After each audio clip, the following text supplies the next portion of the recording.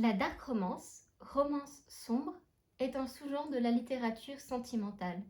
Elle entre dans la catégorie des romances interdites, mettant en scène des relations parfois condamnées par la morale ou par la loi.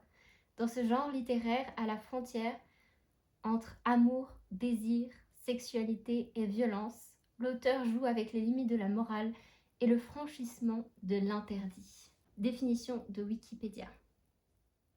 Coucou! Aujourd'hui, on va parler de dark romance. Alors d'abord, pourquoi est-ce qu'on va parler de dark romance? À quoi ça sert? Pourquoi est-ce que je vais vous en parler? Parce que je vais probablement, au cours de ces prochaines vidéos, vous recommander des dark romances.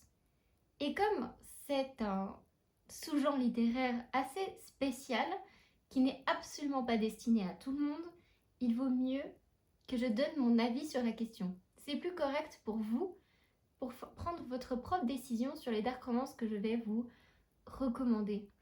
Je tiens à préciser que c'est mon avis personnel, mon avis purement personnel, et que ça n'engage personne d'autre. Vous avez le droit d'avoir votre propre opinion sur la question et de ne pas du tout être d'accord avec le mien et de refuser toutes les dark romances que je pourrais vous recommander, et c'est tout à fait votre droit si de rester respectueux et de tout simplement respecter mon avis même si vous n'êtes pas d'accord. Cette vidéo contient des mots qui pourront heurter la sensibilité de certaines personnes, et je tiens donc à vous prévenir que s'il y a des sujets qui vous triggerent personnellement, probablement que j'en parlerai ou dans les recommandations dark romance. Dès que je mettrai le petit logo ici, ça voudra dire que je vais recommander une dark romance et que je pourrais utiliser des termes qui pourraient heurter votre sensibilité. Donc quittez cette vidéo si vous avez un problème. Ce n'est même pas sûr que je vais utiliser ces mots, mais on n'est jamais trop prudent. Je ne vais pas rentrer dans le débat, est-ce que la dark romance doit être interdite ou non? Est-ce qu'elle est bonne ou est-ce qu'elle est mauvaise? Je ne vais pas entrer dans ce débat, ceci n'est pas une vidéo pour vous apprendre des choses sur la dark romance. Je n'ai fait aucune recherche sur le sujet. Je ne sais absolument rien. Comme je l'ai dit, ce n'est que mon avis, ce n'est pas à but informatif pour vous aider à comprendre. Je vous donne simplement mon avis pour vous aider pour les futures vidéos que vous regarderez où je pourrais vous recommander des dark romances. Il y a quand même une chose sur laquelle je suis d'accord. Pour moi, la dark romance doit être interdite avant 18 ans. Tout simplement parce que 18 ans, c'est cet âge-là où la loi a décidé qu'une personne était apte à prendre ses propres décisions. Je pense qu'à 18 ans, on est capable de décider avec sa propre réflexion et son propre esprit si on est apte ou pas à lire une dark romance. Et avant ça, on a peut-être l'impression que oui, mais on ne se connaît pas assez pour en être sûr, à mon avis. C'est encore une fois mon opinion. Et comme pour tout, il y a des gens qui seront matures à 14 ans et des gens qui seront matures à 30 ans. Et ça, on ne peut tout simplement pas le prévoir. Donc je me calque, disons, sur la loi. Ici en Suisse, c'est 18 ans, l'âge légal pour boire. Si tu as le droit de boire, tu as le droit de lire une dark romance, selon moi.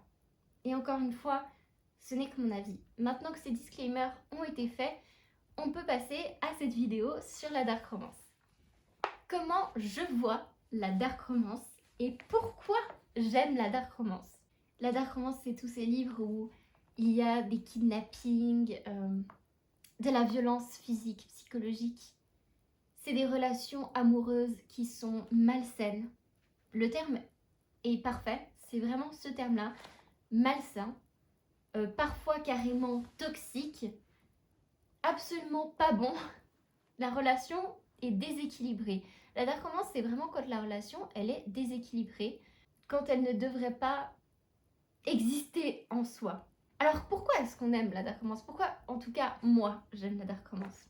La toute première dark romance que j'ai vue, c'est la toute première histoire d'amour sombre que j'ai vue dans ma vie. C'était La Belle et la Bête. La Belle et la Bête est mon dessin animé Disney préféré au monde de tous les dessins animés. Ça a toujours été La Belle et la Bête. Pour beaucoup de lectrices, c'est aussi le cas parce que l'héroïne principale est une lectrice, qu'elle est brune aux yeux bruns, que c'est vraiment Madame Personne et en même temps elle est incomprise et il lui arrive quelque chose d'incroyable. Elle vit une aventure de folie Et on est un peu tous jalouses de toute son aventure épique qu'elle a pu vivre, si on veut. C'est ça, la toute première histoire sombre que j'ai lue. Pourquoi? Parce qu'il y a un kidnapping. Et oui, elle inverse sa place avec son père qui a été enlevé. Il a été enlevé parce que, bien sûr, il est entré sur un territoire où il ne devait pas aller. Mais ça se fait pas.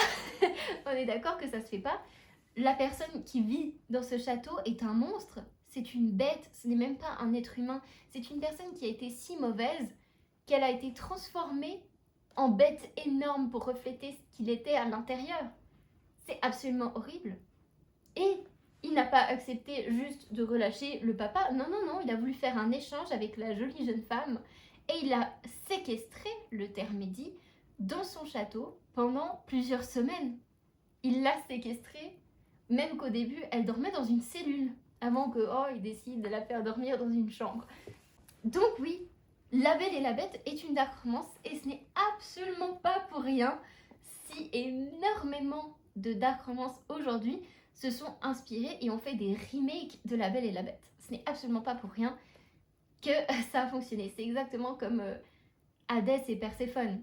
Hadès qui kidnappe Perséphone, l'emmène en enfer et au final il tombe amoureux et elle devient la reine des enfers à ses côtés. Ce n'est absolument pas pour rien, c'est exactement comme La Belle et la Bête, entre guillemets. Alors pourquoi est-ce qu'on aime ça? Pourquoi est-ce que c'est génial? Pourquoi est-ce que c'est de l'amour pour nous? En tout cas, pour nous, non pardon, pour moi. Il y a 3 raisons pour lesquelles j'aime la dark romance. Pas dans l'ordre de mes préférences, commençant par la psychologie humaine. Dans des histoires, on peut explorer la psychologie humaine.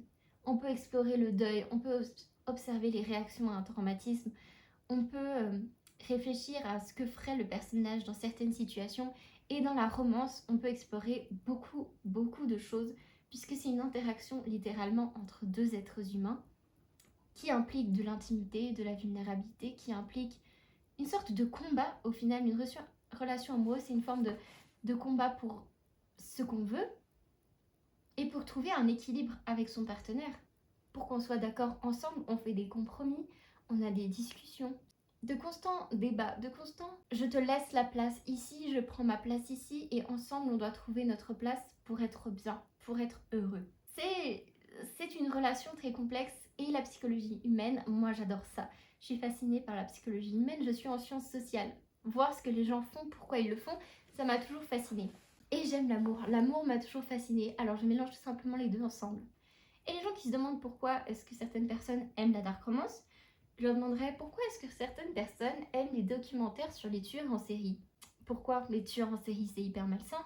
Et apprendre ce qu'ils ont fait, c'est aussi malsain. Romantiser même parfois ce qu'ils ont fait, c'est malsain. Regarder tout ça, c'est vraiment pas très bon. C'est sombre, c'est glauque. On n'aime pas ça. Pourtant, il y a certaines personnes qui trouvent ça intéressant, qui trouvent ça fascinant, parce que ça explore une sorte de facette sombre de l'être humain et qu'on aime assister à ça. On a envie de comprendre, on a envie de savoir. Et donc, dans la dark romance, parfois, c'est ça, on a envie de comprendre comment une fille qui s'est fait kidnapper par une horrible bête peut tomber amoureuse de cette horrible bête. C'est intéressant, on a envie de savoir. Ensuite, il y a l'adrénaline, le frisson. Exactement comme dans les films d'horreur. Toutes les dark romances ne sont pas aussi sombres qu'un film d'horreur, mais il y en a certaines qui le sont. Toxique. Ce livre, quand je l'ai lu, je ne l'ai même plus pris pour une romance. Tellement c'était sombre et tellement c'était dur à lire. L'autrice a constamment oscillé entre le supportable et l'insupportable. Il y a des moments où je vais prendre une pause et me dire j'ai envie de continuer, mais c'est rude. C'est vraiment rude. Et c'est un coup de cœur. Si quelqu'un se pose la question, c'est un coup de cœur. Joyce Keaton, elle écrit vraiment bien. Et il y a le frisson de la peur. Le ventre qui se noue, qui se tord de peur. Le frisson de l'interdit, le frisson d'assister à du gore, à de la violence, à du sang. Ce genre de choses. Est-ce que c'est sain? Absolument pas. Regarder un film d'horreur, du coup, est-ce que c'est sain? Quand on aime les films d'horreur, voir des gens qui se font découper, sursauter sur son canapé parce qu'il y a un fantôme qui est apparu dans ses os. Est-ce que c'est ça? Pas vraiment, non. Mais ça provoque de l'adrénaline chez nous, ça nous réveille, ça nous stimule et on a envie de savoir pourquoi. On a envie de creuser, de comprendre comment est-ce qu'on est arrivé à une situation pareille. Bref, ça nous réveille, ça nous stimule et on aime bien. C'est tout, il n'y a rien à dire, moi j'aime bien. Ce n'est pas fait pour tout le monde. Jess Kitten, c'est... En tout cas celui-là, c'est de la high Dark Romance, hein, c'est de la grosse Dark Romance. Il ne faut pas commencer par ça si vous n'en avez jamais lu et que vous voulez en lire. Celui-là, il était vraiment rude et même que je m'en rappelle plus trop. Il y a certaines scènes que je me rappelle bien, mais je me rappelle juste que c'était vraiment... c'était... Bref, donc il y a ça. Et la dernière raison, qui touche surtout mon côté romantique. Parce que la dark romance, il y a le mot romance, il y a l'amour. Et j'adore l'amour sur toutes ses formes. Et je veux l'avoir dans toutes les situations. Je veux le voir dans chaque aspect du monde et de la vie. Et même dans les endroits les plus sombres. Je crois en l'amour, j'aime l'amour. Je suis une grande romantique. J'adore ça. Alors où est l'amour dans la dark romance? Où est l'amour? Eh ben, il y en a. Et oui, il y en a. Et en fait, parfois, quand vous êtes dans une pièce remplie de lumière, il y a de la lumière partout, il y a de la lumière absolument partout, c'est étincelant, c'est magnifique et vous voyez la beauté de la lumière, vous êtes baigné dans la lumière, vous profitez de la lumière et certaines personnes n'aiment que ça, être baigné dans la lumière, voir juste la beauté de l'amour et être touché en plein cœur par ce qui se passe. Et moi j'aime ça autant que d'autres personnes. Mais parfois, de temps en temps, pas tout le temps, j'aime bien quand on éteint toutes les lumières. Qu'on éteint absolument toutes les lumières, qu'on se retrouve plongé dans le noir, dans l'obscurité, dans le sombre, où tout espoir est perdu, où l'amour n'existe pas, où il n'y a que de la violence, que de la tristesse, de la souffrance, et que au milieu de tout ça, au milieu de cette pièce obscure, on allume une bougie. Et alors cette petite flamme se met à illuminer toute la pièce. Elle n'efface pas l'obscurité, elle n'efface pas les ombres de la pièce. Elle ne sera jamais assez forte pour effacer absolument tout, mais tout se concentre sur cette petite bougie et notre regard n'est attiré que par cette petite bougie parce que c'est la seule chose qu'on peut voir plonger dans ces ténèbres et dans cette obscurité et ça rend cette bougie unique. Ça la rend sublime, magnifique, unique, ça la rend plus puissante que n'importe quoi. Et ça, pour moi, c'est l'amour dans la dark romance. Parfois, rendre une chose rare, ça la fait paraître encore plus belle, encore plus pure, encore plus magnifique. Et c'est tout bête à dire. Et certaines personnes seront trop étouffées par l'obscurité et n'aiment pas qu'il n'y ait qu'une bougie. Et je suis totalement d'accord avec vous. Certaines personnes ont tout simplement peur du noir et c'est pas grave. Et c'est absolument pas grave. Et même moi, j'aime aussi être plongée dans la lumière comme beaucoup de personnes. Mais de temps en temps, j'aime bien tester autre chose. Pour suivre cette analogie, c'est comme dans La Belle et la Bête. Malgré que ce soit une bête, malgré son apparence horrible, monstrueuse, malgré qu'elle soit enfermée dans un château dans lequel elle ne peut pas partir, malgré que son père lui manque, malgré que tous les habitants du château sont touchés par une horrible malédiction, malgré qu'elle ait peur, qu'elle soit seule, elle voit quelque chose dans la bête. Elle voit en fait l'homme derrière la bête. Elle perçoit quelque chose en lui que personne d'autre n'a jamais vu. Et elle va s'accrocher à cette petite once de bien-être et de bienveillance. Et au final, derrière cette horrible bête monstrueuse, se cachait un homme. Un homme en souffrance. Un homme qui avait besoin d'être aimé. Et ça rend cet amour encore plus beau et encore plus unique. Mais La Belle et la Bête, c'est pas le meilleur exemple pour cette lumière dans l'obscurité. Un de mes livres préférés, Soul Unfractured, on a deux personnages principaux qui sont totalement brisés par ce qu'ils ont vécu. Ce qu'ils ont vécu, ça n'a été que de l'horreur du début à la fin. Ils n'ont jamais, depuis qu'ils sont nés, connu le bonheur, connu la tendresse, connu l'amour. Les deux ont l'âme fractionnée. Littéralement, ils sont détruits. Et l'univers, c'est un gang. Il y a des combats avec des pistolets. Le héros principal tue des gens. Et pourtant, la relation entre les deux, ces deux âmes brisées, ces deux âmes détruites, ces deux âmes corrompues et sombres et solitaires, ensemble, ils vont créer quelque chose de beau. Ils vont créer la relation la plus douce et tendre que j'ai jamais vue. Et le simple fait, il y a une scène dans ce livre, le simple fait qu'ils se prennent la main, il y a un moment donné où ils se prennent la main, et tu as l'impression de voir la plus belle chose qui existe. Parce que c'est une toute petite flamme dans l'immensité obscure. Et c'est magnifique, splendide et absolument pur. Alors que tout le reste ne l'est pas. Et même leur relation en soi a des problèmes parce qu'on ne peut pas avoir deux personnes à problème et ne pas avoir de problème dans la relation. Mais leur amour est pur. J'ai jamais vu un truc pareil. Et ça, c'est une dark romance. Voilà, maintenant vous savez comment je vois la dark romance et pourquoi j'aime la dark romance. Il y a plusieurs raisons, certaines qui ne vont pas vraiment ensemble. Il y a des livres que j'aime plus pour une raison que pour une autre. Et il y a des livres que j'aime pour les trois raisons. Maintenant, je n'aime pas toutes les dark romances. Parfois, les personnes qui critiquent la dark romance ont tendance à mettre tous ces livres dans le même panier. À dire de toute façon, ils sont tous malsains, il y a tous la culture du viol tout le temps, partout. Et malheureusement, je pense que c'est une grande majorité qui sont pas bons. Mais il y a des bonnes dark romances. Et je tiens à dire que dans n'importe quel genre littéraire, on peut mettre des notes, souvent des étoiles, de 1 étoile à 5 étoiles. Et c'est rare les livres qui n'ont que 5 étoiles. Les livres qui sont vraiment jugés par tout le monde comme étant bien. Pourquoi ? Parce que c'est très dur d'écrire un bon livre. Personne n'a dit que c'était facile d'écrire un livre et d'écrire un bon livre. Un livre qui parle des bons sujets au bon moment. Non, c'est pas facile. Alors, écrire une dark romance avec des troubles psychologiques, avec une relation amoureuse déséquilibrée, avec de la violence, c'est encore plus dur. Donc oui, c'est normal que la plupart des dark romances aient des soucis, ne soient pas très bien faites, mais il y en a qui sont bien faites. Et après, bien sûr, dire si c'est bon ou mauvais, c'est totalement subjectif. Et donc, peu importe ce que je vous recommande, c'est pas sûr à 100% que vous aimerez ou que ça entrera dans vos critères de la bonne dark romance. C'est comme ça, c'est aussi le jeu. Chacun a sa propre vision des choses. Alors, comment, dans les livres que je vais vous recommander, les dark romances, que je pourrais vous recommander dans l'avenir ou dans d'autres vidéos, qu'est-ce que moi je juge être une bonne dark romance ?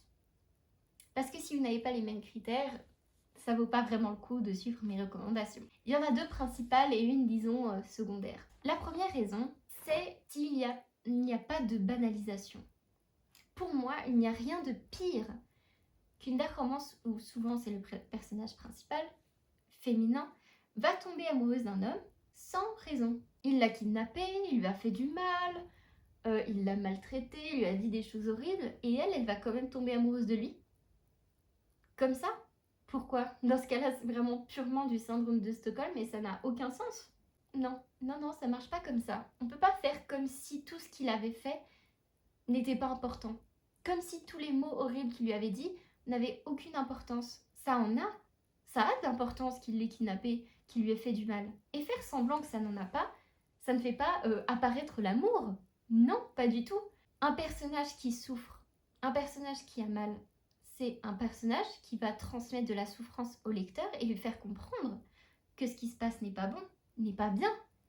Un personnage qu'on a kidnappé et à qui on fait du mal et qui souffre pendant 2 minutes et après trouve des excuses au personnage masculin en disant « Ouais, mais en fait, c'est hyper sexy ce qu'il vient de faire. » C'est de la banalisation, c'est dire en gros, lui a fait du mal et ça n'a aucune importance. C'est pas très grave parce que c'était sexy.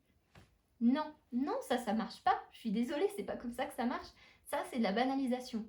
Donc, c'est peut-être paradoxal à dire, mais faites souffrir vos personnages dans les dark romances. Si vous en écrivez une, faites souffrir vos personnages. Mais oui, un personnage qui souffre, c'est un personnage qui dit au lecteur ce qui se passe est douloureux et on ne devrait pas ressentir ça. C'est pas de l'amour, c'est pas de la tendresse, c'est de la souffrance. Et c'est très simple en fin de compte. Donc pas de banalisation de ce qui se passe. Ne mettons pas les actes horribles sous le tapis pour créer de la romance, pour créer de l'amour. Non, on ne doit pas mettre ces choses sous le tapis. On doit les sortir du tapis et les affronter. Et ça, on arrive à ma deuxième condition pour que ce soit une bonne dark romance. L'évolution. Les personnages doivent évoluer. Comme dans toutes les histoires, ils doivent évoluer, ils doivent changer. Pour moi, dans une dark romance, L'amour doit faire changer les gens. Telle la bête qui était horrible, moche, monstrueuse, qui faisait des choses horribles, il est devenu un homme. Il est devenu quelqu'un de bien, il a changé par amour parce qu'il est tombé amoureux. C'est devenu quelqu'un de bien. Belle, elle va tomber amoureuse de la bête, c'est vrai. Elle est séquestrée et elle va tomber amoureuse de la bête. Elle va voir de la tendresse en lui, elle va voir du positif en lui et elle va tomber amoureuse de lui. Oui, mais ça ne suffit pas. La fin heureuse, c'est pas elle, c'est pas Belle qui tombe amoureuse de la bête et qui décide de rester avec lui pour toujours. Non, l'histoire, c'est la bête qui tombe amoureuse d'elle et qui la laisse partir. Alors que sa propre vie et la vie de tout son château, de tous les membres de son château sont en danger, il va faire passer sa vie à elle avant lui. Il va faire passer ce qu'elle veut elle, c'est-à-dire sauver son père, avant lui, avant ce que lui il veut, avant son propre intérêt. Il va la faire passer avant et il va la libérer. Il va dire ok, vas-y, va-t'en. Et il va le faire en plus en sachant, en étant persuadé qu'elle ne reviendra jamais, qu'elle est partie pour toujours, qu'elle ne reviendra pas, qu'il est condamné. Mais il le fait pourquoi? Parce qu'il a changé, parce qu'il est tombé amoureux d'elle, parce que après ce qu'ils ont vécu dans ce château, il est devenu meilleur. Il a compris ce que c'était que l'amour. Alors il l'a laissé partir. Et c'est parce qu'il l'a laissé partir qu'elle a décidé de rester avec lui. L'histoire, c'est pas la Belle qui va rester amoureuse de la bête pour toujours. L'histoire, c'est la Belle qui va transformer la bête en homme et qui vivront ensemble heureux pour toujours. Parce que les personnages doivent évoluer. Parce que le message que je ne veux pas lire dans une dark romance, je ne veux pas lire ça dans une dark romance, je ne veux pas que le message ce soit je vais rester avec lui parce que je pense qu'il peut changer. Parce que c'est pas ça. Non, c'est pas tu penses qu'il peut changer par amour pour toi ou qu'il fait des concessions pour toi ou parce qu'il se comporte un peu différemment pour toi. Non, non, c'est pas ça. C'est il doit changer pour de vrai. Et s'il change pas, elle doit partir et ne jamais revenir. Dans toutes les dark romances que j'ai lues, il n'y a pas forcément le personnage masculin qui devient un bisounours, qui devient tout gentil, qui devient l'homme qu'il aurait toujours dû être. Parfois, il reste méchant. Mais en tout cas, avec le personnage féminin principal, ça doit changer. La position de déséquilibre avec souvent le mec qui a un ascendant sur elle, à la fin, on doit atteindre une espèce de stade d'équilibre entre les deux.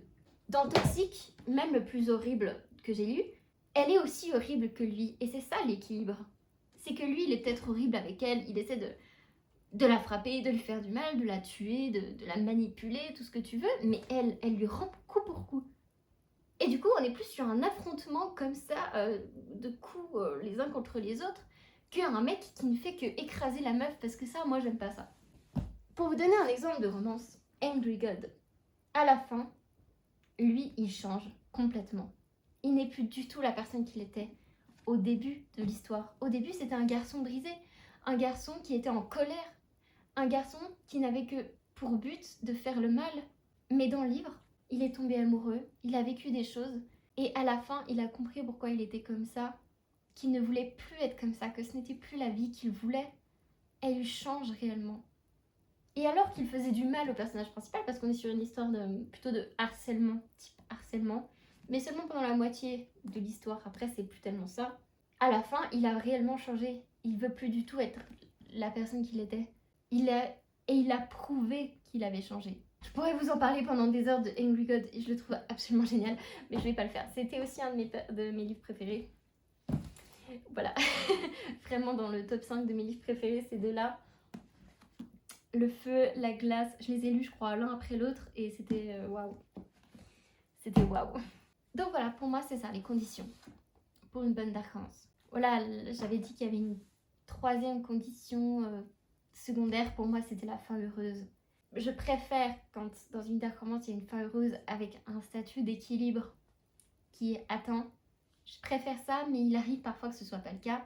Parce que l'histoire, pour que l'histoire fonctionne, il faut pas que ce soit le cas. Parfois c'est trop sombre, il se passe des choses trop horribles, il y a trop de morts ou de malsénitude. Et donc le meilleur message pour lutter contre la banalisation, Parce que si tu fais une fin heureuse alors que c'est pas possible d'avoir une fin heureuse, tu fais de la banalisation, tu fais comme si tout ce qui s'était passé dans le livre, en fin de compte, c'était pas grave, on le met sous le tapis, on te donne une fin heureuse parce que t'en voulais une. Alors que dans certaines circonstances, dans certains livres, il faut une fin tragique. Il faut une fin qui soit triste, une fin de double mort, une fin de séparation, une fin de mise en prison, tout ce que vous pouvez vouloir, pour que ça aille avec l'histoire et que ça lutte contre la banalisation. Voilà. Après, tous les livres ne sont pas parfaits, surtout la dark romance. Parfois, ça va faire un peu de banalisation, mais la plupart du temps, dans le livre, non. Parfois, il n'y aura pas de fin heureuse, parfois si, parfois les personnages évoluent, mais ils évoluent pas tellement. Mais en tout cas, il faut qu'il y ait un petit peu de tout ça pour que ce soit une dark romance, selon moi. Et donc, c'est plutôt ce genre de dark romance que je vous recommanderais, mais il n'y a encore aucune garantie, c'est vraiment subjectif. Et j'espère que cette vidéo vous en apprendra plus sur ce que je considère comme dark romance pour la suite, pour les prochaines vidéos, pour les prochaines recommandations que je pourrais faire, parce que c'est le but de cette vidéo. Voilà, j'ai fait une analogie avec La Belle et la Bête. J'espère que vous aurez compris ce que j'essayais de dire, que mes paroles ne seront pas mal interprétées. Et je vous souhaite une bonne suite, une bonne lecture. Faites très attention aux dark romance. Lisez les trigger warnings si vous êtes sensible. Protégez votre cœur, protégez votre esprit, votre âme, protégez-vous, surtout et avant tout le reste. Et j'essaierai, lorsque je recommande une dark romance, en tout cas ce que je considère comme une dark romance, j'essaierai de mettre à chaque fois le petit logo. Normalement, je le dirai aussi à voix haute, et certaines ne seront pas considérées comme des dark romances par moi, mais elles le seront pour d'autres.